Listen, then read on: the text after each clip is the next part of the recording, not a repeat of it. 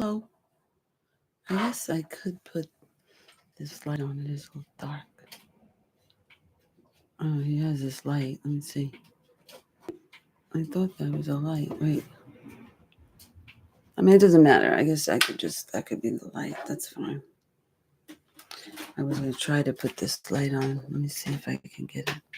For some reason, it's not going on. It's like, it's got this. What did I do? Oh, there it is. All right, there we go. And I guess they have different levels of it. Oh, I guess there's different. Oh, I see. There's something like, there was different colors of the light. Let me see. Oh, that's nice. That's a little warmer. Okay, good. Oh, that's a little better. Okay, so here I go. And now I got my water.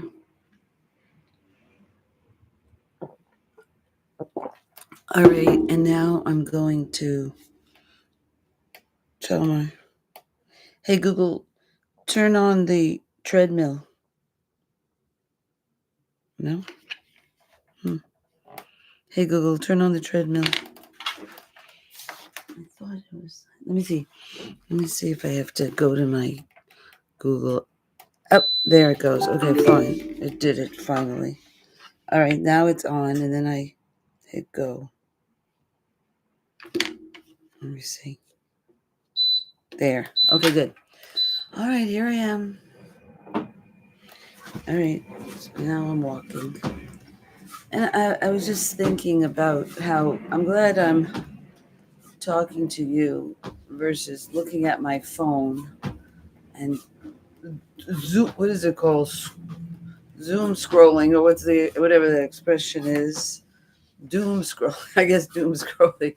But it's not like the doom scrolling. I'm not really doom scrolling, because if I was doom scrolling, I'd be looking at our climate crisis. No, I'm looking at all the dooming of all our monkey business and who's killing who and all the stuff with the Reiners, and it's just like there's so many distractions. I mean, it's just oh, the Reiners, what a mess. And so and what else? Son killing his parents and psychotropic drugs causing killing. And I don't know. There's just so much monkey business, as Cougar would call it, and it's like so distracting. So I'm so glad I am not on my phone. And I'm talking about that. Yeah, that's the thing, is that we're supposed to be talking about our emergency, and so only when you're in an emergency, that's all you talk about. So put this closer. Okay, good. All right, there's my little voice. Okay, good. So anyway, and then I'm supposed to also walk, so that's good. And after dinner walking, we had our dinner. That was good. Salad and broccoli. All right, and some other things. And a little enchilada and a little lasagna we got from Amy's. So that helped us have a dinner that was very tasty. And so anyway, but when we were talking, Paul Beckwith had a video on the polar vortex, and he was explaining that and its relationship to the jet stream. And when the polar vortex is breaking down, which it is right now, that affects the jet stream, and the jet stream is what brings us our weather. And we get a lot of problems from the wavering of the jet stream. Everything used to go around in, keeping the cold air in the Arctic.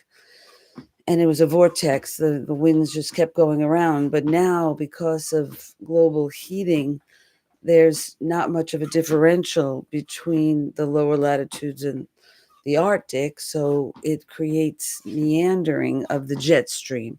And then you get weather patterns that are stalled. That was a word that I was trying to think about earlier today, where it might be raining. Okay, it might be raining out there in San Jose. Sounds like it. Or maybe it's my instant pot cooking. I don't know. Anyway, it does sound like it's raining.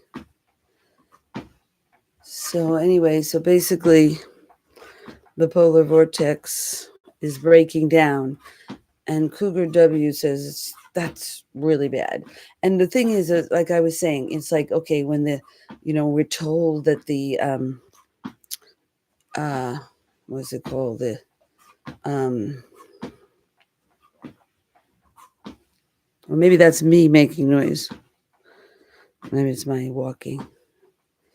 Anyway, so I don't think it is raining, but anyway,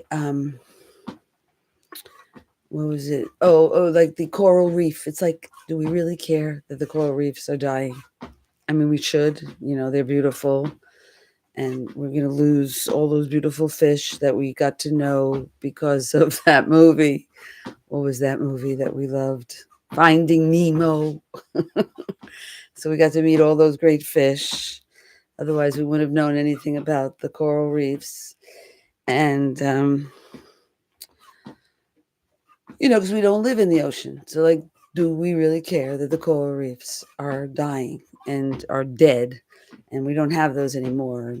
But like they say, millions of people has their economy based on, and their food supply was based on the coral reefs and the food that was there. So okay, so we know that it was bad for humans as well. But anyway, and then and the Amazon, it's like we don't live in the rainforest, so it's like, okay, the Amazon is gone, and we don't really care. So I mean, obviously, because we still haven't changed anything, we haven't made a paradigm shift like the science says that we need to do to deal with our ecological collapse. We don't care. It's like, okay, nobody cares about the butterflies or the bees and things like that. I shouldn't say nobody, but we're not really changing our paradigm shift, is what the scientists say. And that's we need to do. And what does the IPCC say? It says systemic change. We need systemic change and lifestyle changes. And what was it that I said? Cougar said something about growing food. I mean, growing food is a total paradigm shift. It's a paradigm shift of what we're doing. So, and but it's very rewarding. It's so neat to see. I planted milkweed, and to see the beautiful caterpillars and how they're eating us out of house and home. They're eating all the leaves and trying to keep up with them. And so I'm up potting my little milkweed plants that I got from my neighbor. That was nice of one of my neighbors. And even though they're not all native, but they're just eating and they're just so enjoying it. It's like, okay, fine. So I have, to get all even my tropical ones that aren't native and supposed to have some diseases in it. It's like, well, they're still eating it and staying alive. So anyway, but that's what I have. And I'll start more native milkweed. But, so when my friend says that she thinks that they are becoming indigenous to San Jose, and they're not going to be flying to Santa Cruz and being all huddled together. So anyway, they seem to be doing good. I mean, it's so warm, and that was the thing, is that it's very warm. I mean, this is like Cougar W was talking today. Cougar is a doomer, was talking about that. What is it saying? Oh, something to do with the butterflies. I'm not sure. Something to do with butterflies. I don't know. I'm not sure what I was saying. Anyway, he was. So we're losing the butterflies, the monarch butterflies. But Cougar is a doomer. Says we will lose every animal you've ever known. It'll be gone. So they're all going away. But getting back to the polar vortex, it's like that affects us because when the cold comes, which is what's happening when the polar vortex breaks down and brings the jet stream down, it brings Arctic air and into the troughs. And but then, of course, it's also bringing, allowing warm air up to the Arctic. So the Arctic, they said, is warming 8 times faster than other places around the globe, and and so it's anyway, so that's bad. And oh, what was I saying? So yeah, but it was like the cold when you have -50. I mean, that's a problem. So that's what we've been experiencing, and so it does affect the human species directly more than the coral reef in terms of our ability to survive, and so that's a problem. And now we're getting this heat wave that's coming on top of it, and it's just like the troughs and the what is it they say of the jet stream. It's the troughs bring down the cold air, and then it brings up the hot air from the equator. So we're getting a lot of. This is going to be the hottest Christmas on record, and so that's what's happening. And what today in San Jose, it was 68. Even tonight, it's really warm. It's very warm. So yeah, so that's what's happening. And so anyway, so that's that. What else? So he's very concerned about that. Cougar W says this is really bad, that the polar vortex is breaking up, and then it affects the jet stream, which controls our weather, and that's it. And so we're screwed, and that's why I say, it's like, okay, we have to. I'm gonna take a break for a second. Get to the. Can I pause it? I guess I don't know. I don't know. I thought there was a. Oh, I remember. I could put my feet out, but that's okay.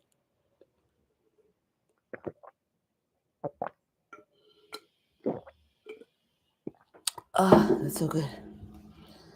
All right, good. There we go.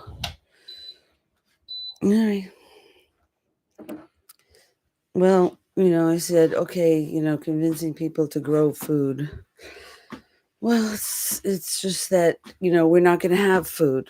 So much of our food sources that come from other places are having trouble. I mean, Hawaii or Southeast Asia bringing us our mangoes or our whatever, even peaches that were coming from Georgia. I mean, we lost that whole crop, and that's because of our having a freeze that came down as far as Florida or Georgia.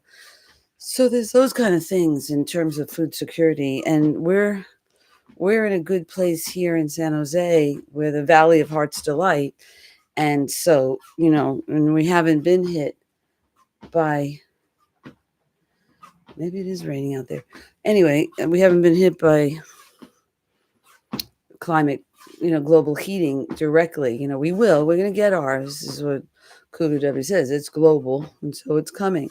And there's so many signs of how bad it is all around. So we have to take, the precautionary principle of, when everybody else is getting hit really hard with fires and floods and freezing and landslides and droughts and so many bad things are happening that we got to get prepared. And so I planted my food today. I planted peas and my sugar snap peas, and I planted fava beans and my milkweed. And I make my own, what's it called? My own potting soil, because I don't like to use plastic. So I take my compost, my hot compost, and when it's in the third barrel, so it's been turned twice. So the more you turn it, the quicker it decays. And so so you take the food and you throw it in on the ground in a like a square box. It doesn't have a hole in the top or anything, hole in the top or the bottom. It's just a frame, and it holds the food, Then I throw leaves. Usually I try to mulch all my leaves or shred them so that they're broken down more. And I use Cougar W makes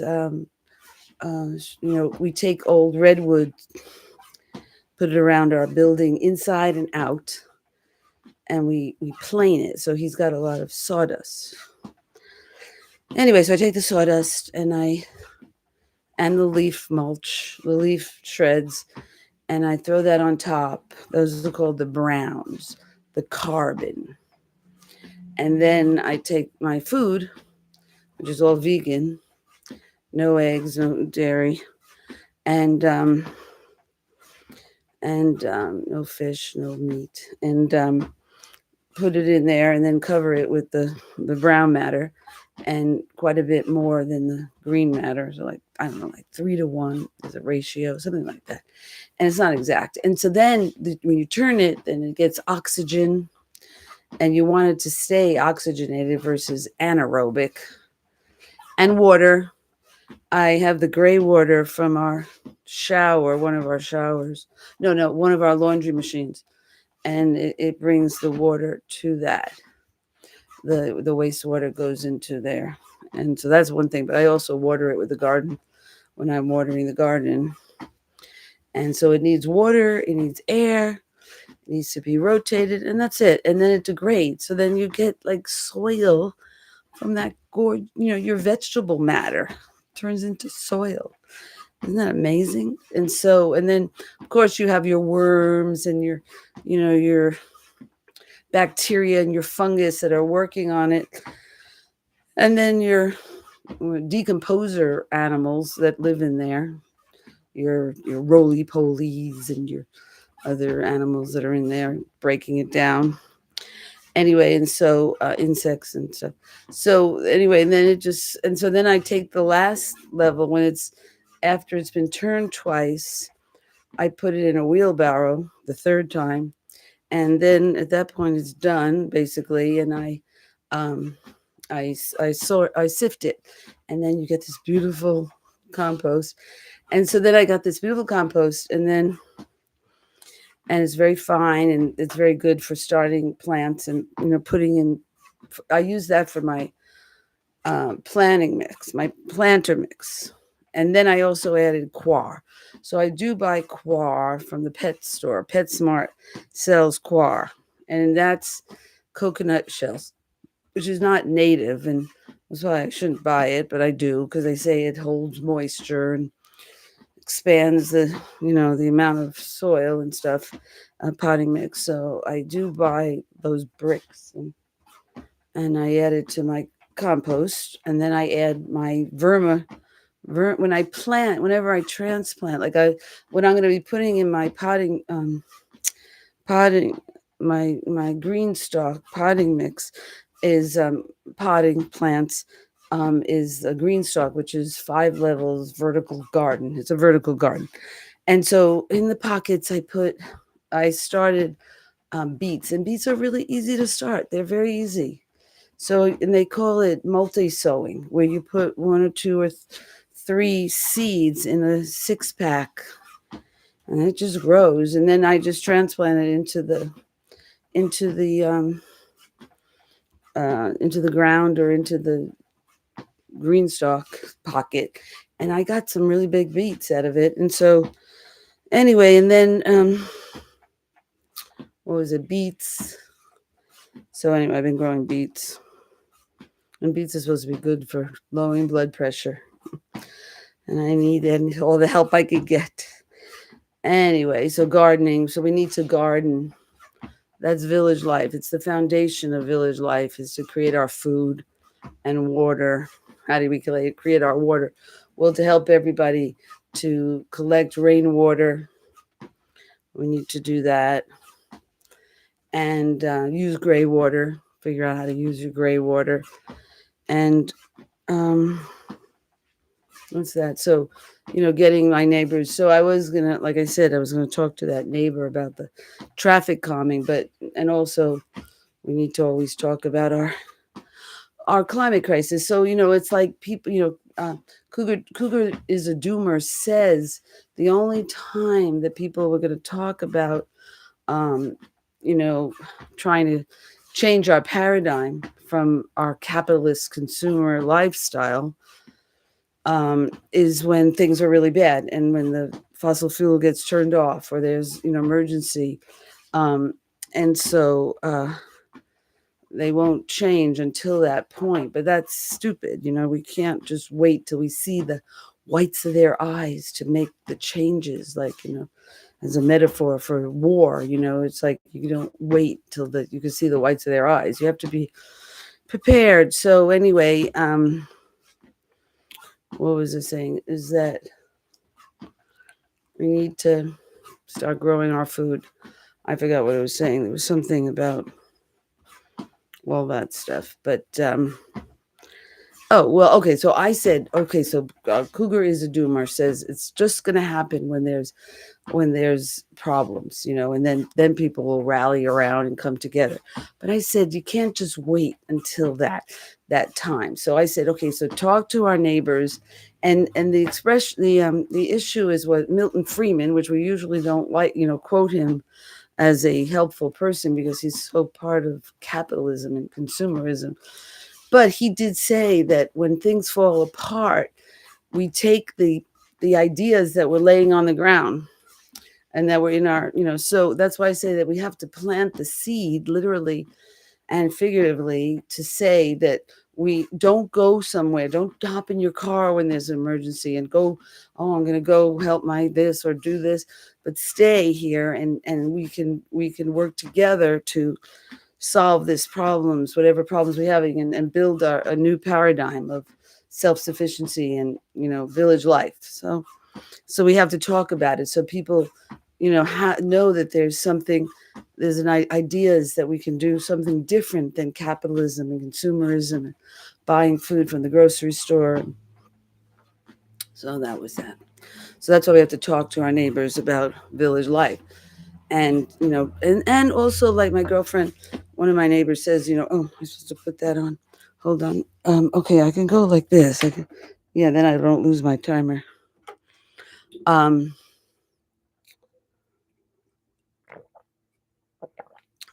One of my neighbors, she's a biologist. No, she is a biologist. She's actually an astronomer or something, but she grows food. And she says it takes 10 years to get good soil. So we can't just wait until there's a problem to start growing food. We've got to start now. And plus, with the ecological collapse, there's, if what do they say? When the insects go, we go. So we don't want them to go. We don't want the bees to go or the butterflies. They're so beautiful and so cute to have these butterflies.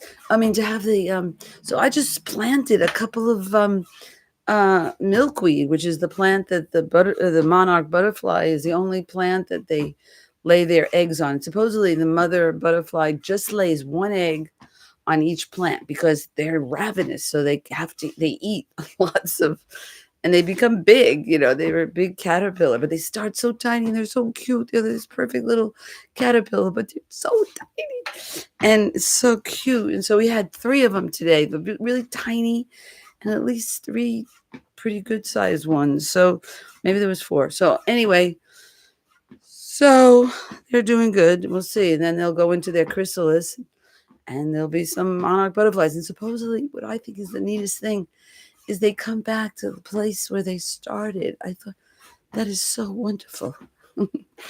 Oh. Anyway, and that's where they have their family. They raise their family back here. It's so sweet.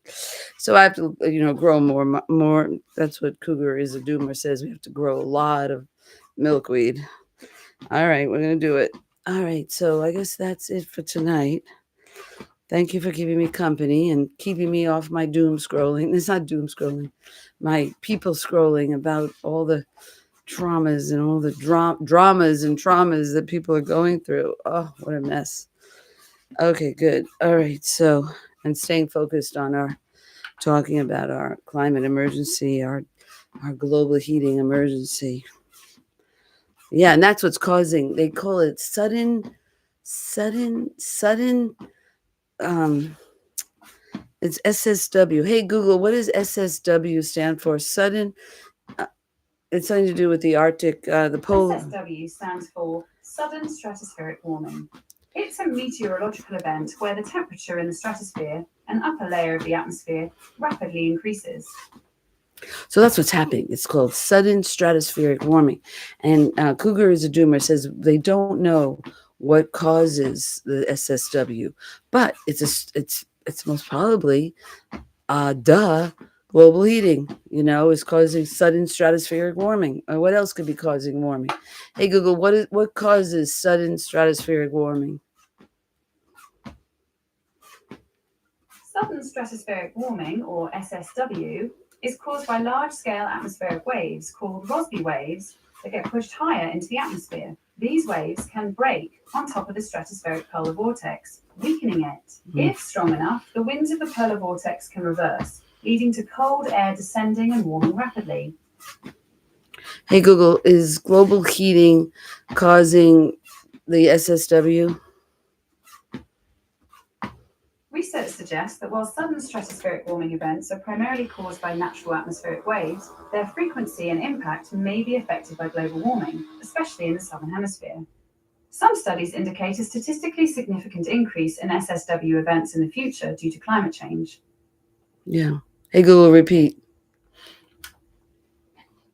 Sure, research suggests that while sudden stratospheric warming events are primarily caused by natural atmospheric waves, their frequency and impact may be affected by global warming, especially in the southern hemisphere. Some studies indicate a statistically significant increase in SSW events in the future due to climate change. hmm And the SSW is what causes the breakdown in the polar vortex, which affects the polar jet stream, and then it becomes very meandering and brings static. What is it called?